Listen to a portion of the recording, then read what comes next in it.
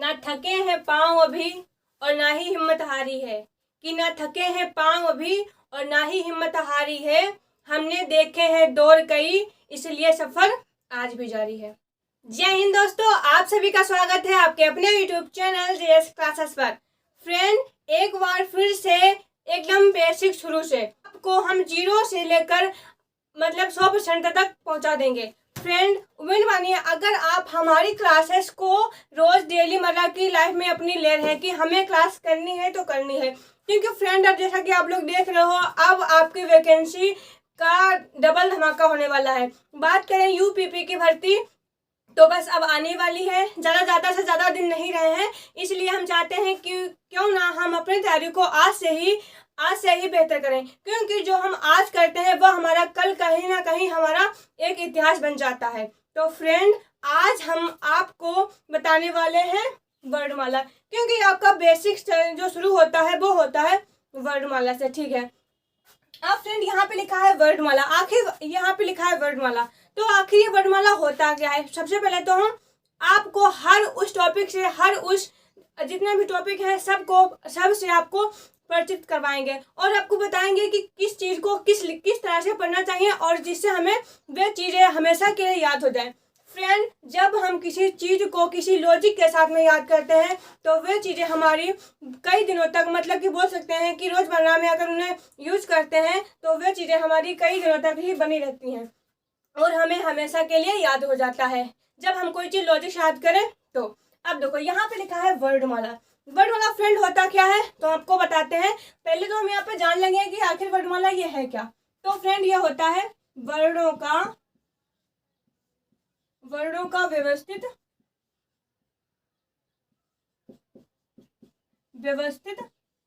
क्रम। क्या होता है फ्रेंड?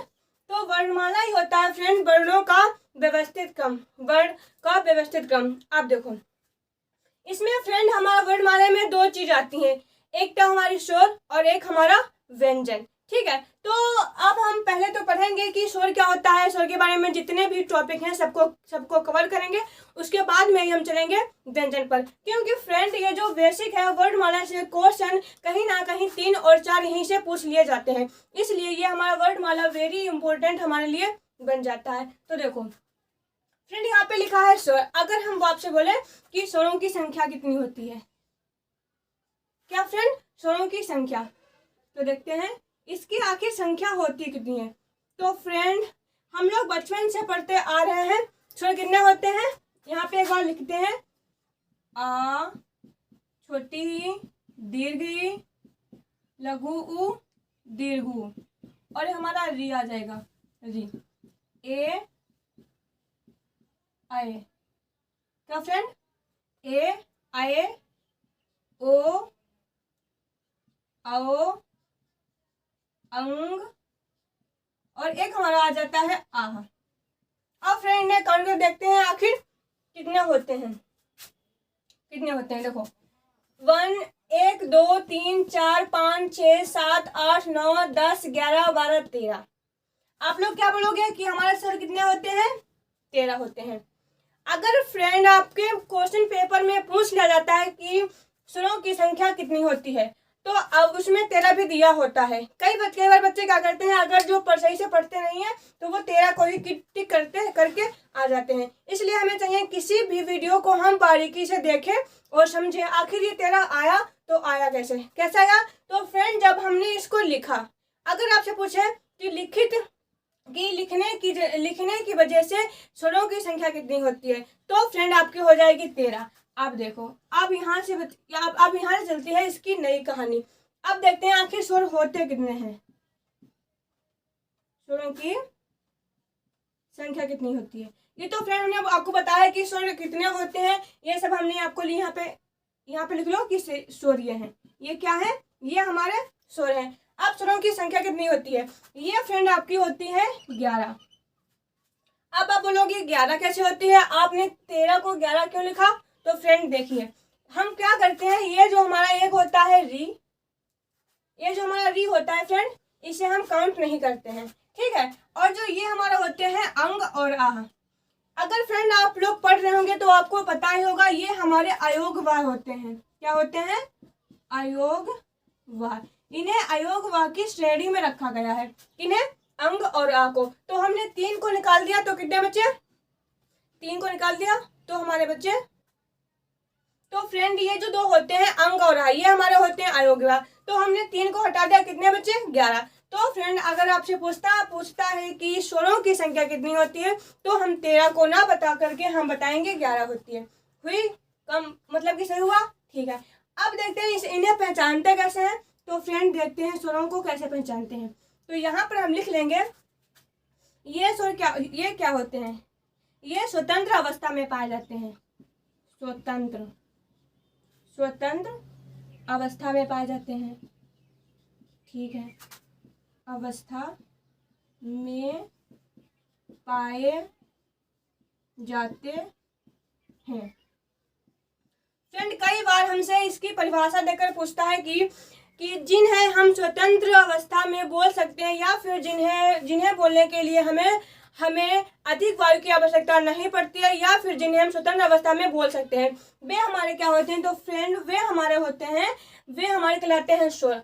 ठीक है, क्या कहलाते हैं? ये हमारे कहलाते हैं स्वर। इतनी बात आप लोगों को समझ में आई होगी। अब बढ़ते हैं आगे और फ्रेंड देखते हैं।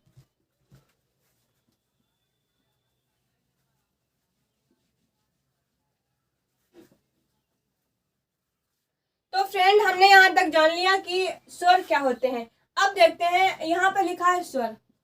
तो फ्रेंड कई बार आता है कि जो स्वर होते हैं, तो स्वरों का वर्गीकरण कितने प्रकार से होता है। पेपर में आ जाएगा कि स्वरों का वर्गीकरण कितने प्रकार से होता है। तो फ्रेंड यहाँ पर हम लिखते हैं स्वरों का वर्गीकरण। स्वरों का वर्गीकरण। ठीक है, वर्गीकरण कितने प्रकार से होता है फ्रेंड? तो ये हमारा होता है 3 प्रकार से। कितने प्रकार का होता है? 3 प्रकार का होता है। कौन कौन से होते हैं? आइए देखते हैं। अगर हम यहाँ पे लिखते हैं, एक हमारा होता है फ्रेंड ह्रस्व स्वर। कौन सा? ह्रस्व स्वर। अब इसको फ्रेंड पहचानेंगे कैसे? आखिर इसकी क्या ट्रिक है कि हम इसे बस देखते हैं और तुरंत ही इसे पहचान जाए कि ये हमारे ह्रस्व स्वर है। अब देखो, अगर हम यहाँ पे लिखते हैं इसके कुछ पॉइंट, यहाँ पे हम लिखते हैं कि जिन्हें बोलने में कम से कम वायु की आवश्यकता पड़े। क्या फ्रेंड? कि जिन्हें बोलने में कम से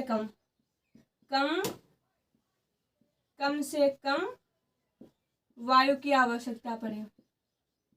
वायु की आवश्यकता पड़े। ठीक है, हमने बताया कि ह्रस्व स्वर क्या होता है फ्रेंड?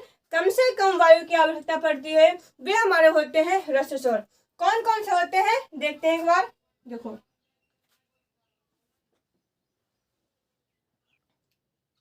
आ, ई, उ, री। तो फ्रेंड जैसा कि हमने यहाँ पे लिखा कि ह्रस्व स्वर क्या होते हैं? जिनको बोलने में कम से कम वायु की आवश्यकता पड़ती है, उन्हें हम ह्रस्व स्वर बोलते हैं। इन्हें ही दोस्त हम लघु स्वर या फिर छोटा स्वर भी इन्हें ही बोल सकते हैं। ठीक है, कितने हैं? 1 2 3 4। अब देखो, ये हमारे हो गए 4। आपसे पेपर में पूछता है कि ह्रस्व स्वरों की संख्या कितनी होती है। तो फ्रेंड ह्रस्व स्वरों की संख्या हमारी होती है 4। देखो, कम से कम वायु की आवश्यकता, आ, ई, उ, री। क्या कहीं लग रहा है कि हमें अधिक वायु की आवश्यकता पड़ रही है? नहीं। अगर आपको ऐसा पहचानना है तो आप ऐसा हाथ करिए तो बोलिए आ, ई, उ, री। कहीं ना कहीं इसमें हमारी कोई बड़ी वायु की आवश्यकता नहीं पड़ रही है। तो हम समझ जाएंगे कि ये हमारे ह्रस्व स्वर हैं, जिन्हें बोलने में कम से कम वायु की आवश्यकता पड़े, ये हमारे हो जाएंगे ह्रस्व स्वर। फ्रेंड अब हमारी आती है दूसरा टॉपिक, मतलब कि दूसरा पॉइंट क्या होता है। फ्रेंड दूसरा पॉइंट हमारा हो जाएगा दीर्घ स्वर। क्या हो जाएगा? दीर्घ स्वर। दीर्घ स्वर या फिर इन्हीं को हम बोल सकते हैं फ्रेंड गुरु स्वर। गुरु क्या होता है? गुरु हम बोलते हैं बड़े को, तो इसे हम बोल सकते हैं कि गुरु स्वर या फिर दीर्घ स्वर। अब यह कौन कौन से होते हैं? जिस प्रकार से हमने आपको बताया कि इसमें हमें कम से कम वायु की आवश्यकता पड़ती है, तो फ्रेंड इसमें क्या होगा, इसमें आ जाएगा जिसमें अधिक से अधिक वायु की आवश्यकता पड़े। अधिक वायु की आवश्यकता, अधिक वायु की आवश्यकता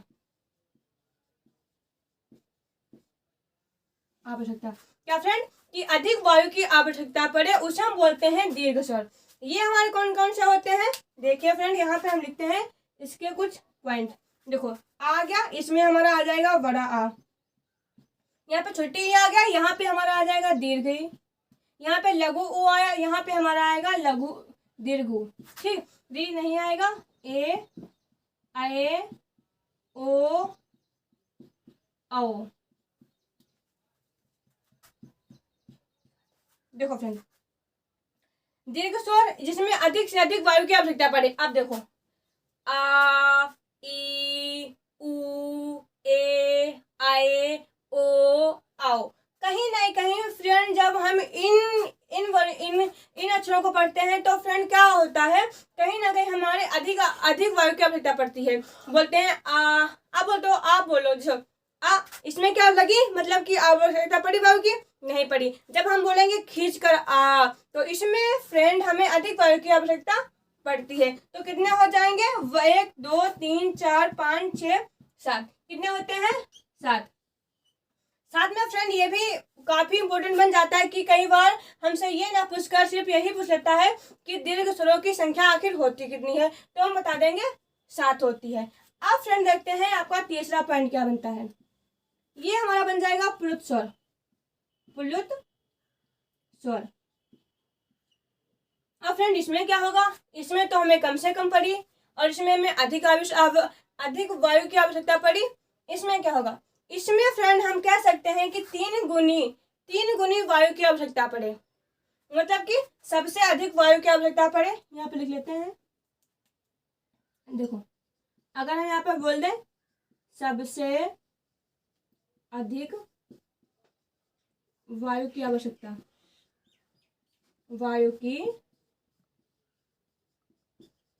आवश्यकता, फ्रेंड इसे पहचानना वेरी इजी है। कैसे, तो देखो यहाँ पे लिखा है प्लुत स्वर। ये जो दोस्तों हमारे स्वर होते हैं, ये कौन से होते हैं, तो ये कहीं ना कहीं हमें नाटक में देखने को मिलते हैं, या हमें कई बार आप लोगों ने देखा होगा कि जो ऋषि मुनि जो प्राणायाम करते हैं उसमें एक शब्द का प्रयोग करते हैं जिसे बोलते हैं ओम। तो क्या होता है, आप लोगों ने देखा होगा कि जो ओम का जो उच्चारण होता है वो कई मतलब कि बहुत देर तक अपनी वायु को रोके हुए उसे ओम का उच्चारण करते रहते हैं। ठीक है, अब इसे बोल दें है राम, तो क्या लग रहा है, जो माँ की इसमें जो माँ की इसमें आवृत्ति है ये दोस्तों बार बार लग रहा है कि आ रही है। देखो अगर हम यहाँ पे लिखें ओम, ठीक है, लिख लें ओम, तो क्या लग रहा है, ये जो माँ है फ्रेंड ये हमारा लग रहा है कि अधिक बार आ रहा है। माँ क्या आ रहा है, माँ हमारा अधिक बार आ रहा है फ्रेंड। एक हमारा होता है हलंत। अगर फ्रेंड हम यहाँ पे हलंत लगा देते हैं तो इसके आगे कितना ही चाहे 1000 माँ क्यों ना आ जाए, ये सब हमारे रफ हो जाते हैं। एक हलंत लगाने के बाद में, हाँ ऐसा होता है, एक हलंत लगा देंगे तो चाहे हमारे 1000 माँ हो या हमारे 500 माँ हो, ये सब हट जाते हैं सिर्फ एक हलंत लगाने के बाद। ठीक है, ये हो गया। और हमारा राम भी आ जाता है, कई बार क्या आ जाता है, राम यही आ जाता ना, तो ओम और राम। और फ्रेंड अगर हम आपसे बताएं कि कई बार सबसे ज्यादा जो पूछा जाता है तो ये क्वेश्चन आता है बनकर कि ओम जो होता है ये किस स्वर में आता है।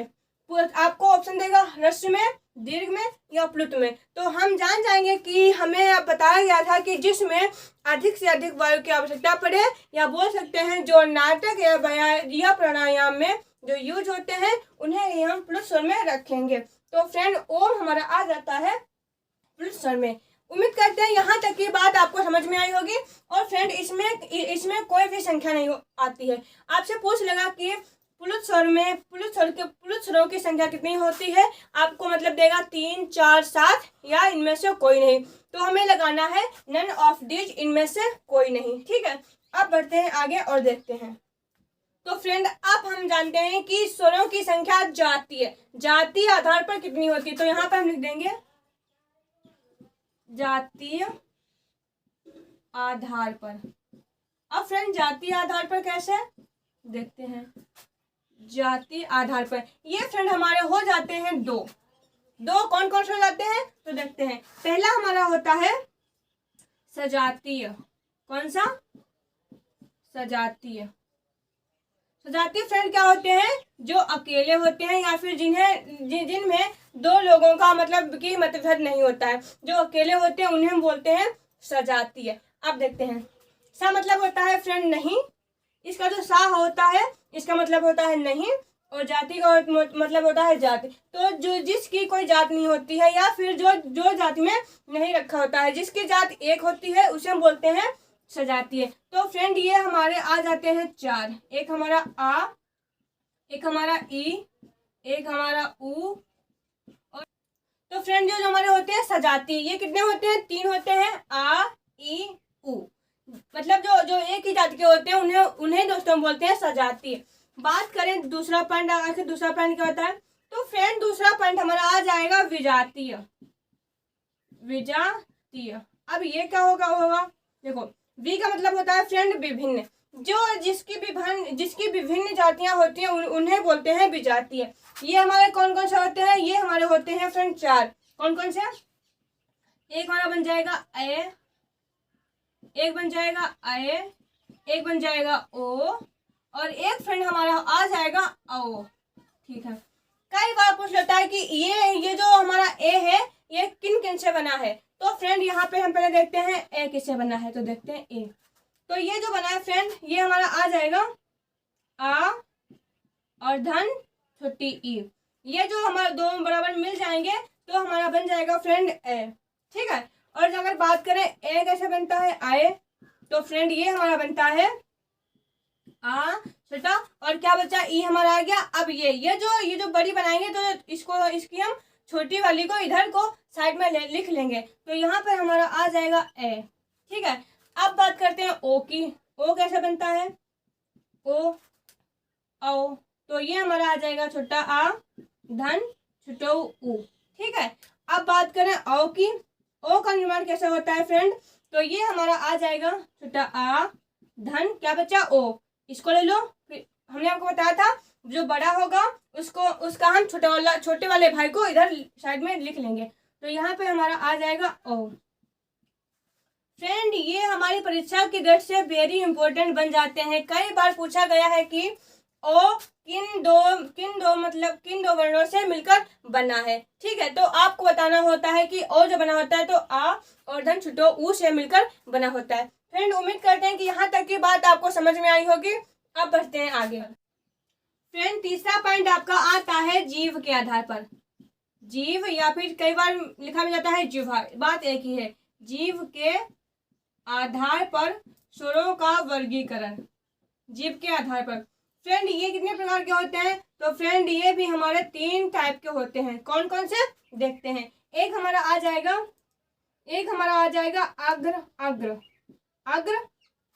अग्रस्वर, एक अग्रस्वर। अब देखो फ्रेंड अग्रस्वर क्या होता है फ्रेंड? जब हमारी जो जीभ होती है ये जब जीभ हमारी आगे को आकर्षित हो, क्या हो? आगे की ओर आकर्षित हो, तो उसे हम बोलते हैं अग्रस्वर। क्योंकि जीभ के आधार पर है, जब जीभ आगे आएगी तभी तो बोलते हैं। ये जो हिस्सा होता है ये फ्रेंड होता है अग्र का। तो जब हम बोलते हैं कि अग्रस्वर क्या होंगे? जिसमें हमारी जीभ थोड़ी बाहर को आए। तो फ्रेंड ये हमारे होते हैं चार, दोनों ई दोनों ए। देखो ई ए। आप अगर फ्रेंड आपको मतलब कि कंफ्यूज हो तो फ्रेंड आप लोग बोल के देख लीजिए। इसमें कोई हंसी वाली बात नहीं है फ्रेंड। ये जो हमारा वर्ड वाला है अगर आप इसे मतलब कि लॉजिक से याद नहीं करोगे तो ये कहीं ना कहीं आप खा जाओगे, आपको बिल्कुल याद नहीं रहेगा। तो अग्रस्वर। अब देखो ऐसे स्वरों को पहचानिए जो हमारी आगे वाली जीभ के माध्यम से बोले जाते हैं। ये फ्रेंड आपके चार होते हैं, ई ए। लग रहा है ना कि जीभ आगे की ओर आकर्षित हो रही है। तो फ्रेंड कौन कौन सा चार देखते हैं यहाँ पर। छोटी ई धन बड़ी ई छोटे ए धन आए। तो क्या हो गया, ये फ्रेंड हमारे हो गए 4। अब एक हमारा आता है, ये हमारा हो गया फर्स्ट पॉइंट एक। अब देखते हैं दूसरा पॉइंट फ्रेंड, इसे बोलते हैं मध्य स्वर। मध्य स्वर कई बार फ्रेंड पूछ लिया जाता है कि ऐसा कौन सा स्वर है जिसे हम उदासीन स्वर बोलते हैं। होता है फ्रेंड उदासीन, पूछ लिया जाता है कि ऐसा कौन सा स्वर है जो उदासीन श्रेणी में रखा जाता है। तो फ्रेंड वह हमारा आ जाएगा आ। क्या आ जाएगा, आ, क्योंकि मध्य स्वर में आ। तो क्या लग रहा है फ्रेंड, जो हमारी जो जीभ होती है, जो हमारी बीच की जीभ होती है, वहां पर फ्रेंड हमारा आ जाता है आ।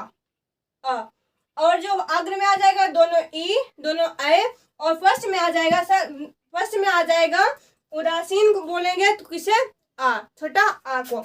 अब देखते हैं फ्रेंड, अब आपका आता है तीसरा पॉइंट, ये कौन सा होता है फ्रेंड, इनसे बोलते हैं स्पष्ट स्वर।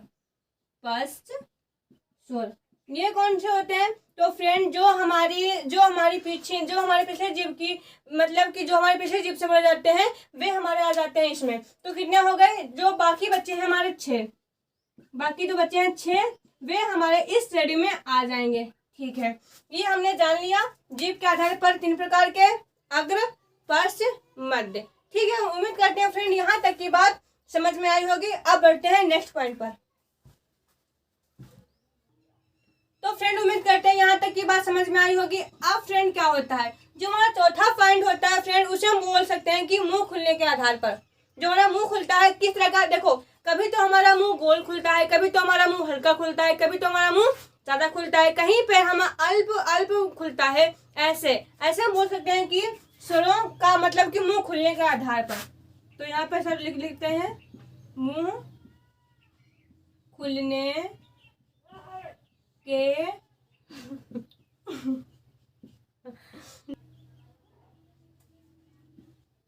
खुलने